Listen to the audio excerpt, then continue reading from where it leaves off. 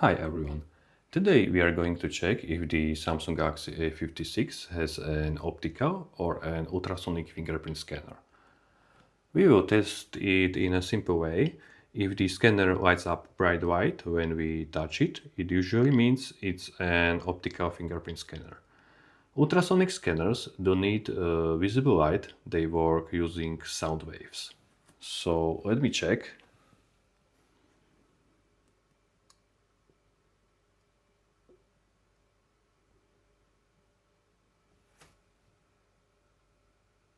As you can see, the fingerprint area lights up, which confirms that the Samsung Galaxy A56 uses an optical scanner. That's all. Thank you for watching. If this video helped you, leave a like and subscribe for more smartphone tips and tutorials. See you next time. Bye.